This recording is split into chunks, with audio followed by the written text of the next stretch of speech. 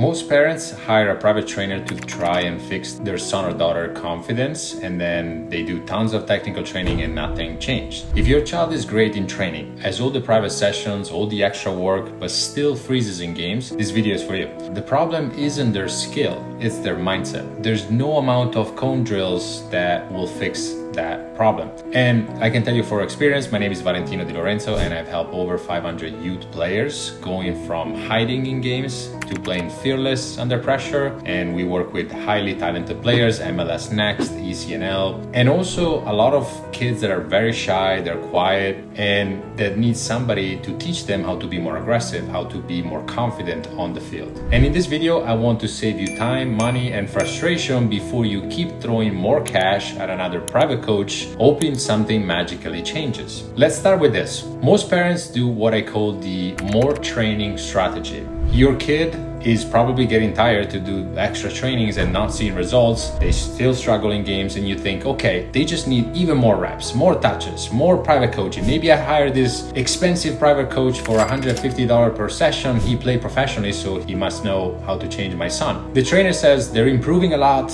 their technique's so much better, and then game time comes and they freeze. And your child looks a completely different person. It's not the same player. They're scared to shoot, they get rid of the ball fast, they avoid 1v1s, they don't take any risks. At the first mistake, they're gone. And you're sitting there thinking, how is this possible? All this money that I'm spending, you're looking at your wallet, it's empty because you spend everything on the private trainers and nothing changes. Here's the brutal truth most people won't tell you. Private training can make your child technically better, but if the brain panics in games, that new skill will not show up. It's like installing a Ferrari engine in a car, but the driver slams the brakes every time they see a corner. The engine is not the problem. The driver's fear is. So let me give you 3 clear signs that your child does not need more technical training right now, at least not as this first step. They might need more technical training, every player does, but that's not the primary concern here. Sign number 1, they look like completely different players from practice versus games. So in training, they're confident, they try skills, they take shots, coach say he's one of the best in practice. But in games, they hide behind defenders. They stop showing for the ball. They pass backwards or sideways even when they have space to go. And that shot from outside the box, forget it. That gap between training level and game level is almost always a mindset issue. It means under pressure, their brain is going into survival mode. And I can tell you from experience, I was the same when I was 11, 12 years old. Sign number 2, they avoid responsibility. You notice they don't want the last shot. They don't want to be blamed if they miss. They pass in front of a goal when they could have just scored. They don't want to take the penalty, the free kick, the risk. Deep down, they're thinking, if I try and fail, I'll get judged. The coach will yell at me. I'll disappoint and let my team down. So instead of playing to win, they play to avoid embarrassment. They play to avoid mistakes. Again, you can do hundreds of extra shooting sessions, but if the brain is screaming, don't mess up, their body will never move freely. Sign number 3, their self-talk is always negative, especially during games, after games. Watch what they say when they get in the car. Coach doesn't like me, I'm trash, I'm the worst player in my team, I always mess up in games, I'm scared, I'll get benched,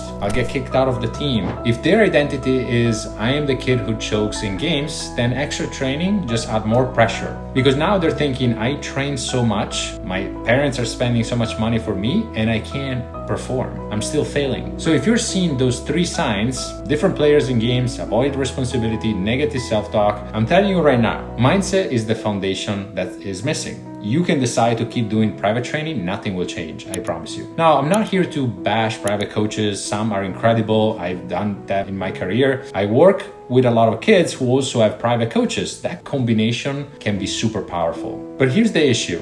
Most parents don't know what to look for in a private coach, and they never ask the right questions. Are they a mentor, or are they just there to show them how to control the ball? Let me give you some questions you should ask before you give anyone your money. Question number 1, how do you help with confidence and pressure in actual games? Not just in the training session. How do we translate this session in the game? And if the answer is, oh, we just repeat drills so they'll get confident over time. That's not enough. Confidence in games comes from learning how to think under pressure, how to handle mistakes, how to reset when things go wrong. If they never mention the mental side, they're not really addressing your child's real problem. And to be honest, those private coaches are not there to address the mental side of the game. Question number 2, how do you stimulate game pressure in your sessions? If they do. If it's just passing patterns, shooting without defenders, and everything is in perfect condition, your child is getting good at training, not at games. You want to hear things like, we use decision-making drills, we add consequences, we create competitive scenarios, we make them uncomfortable in a good way.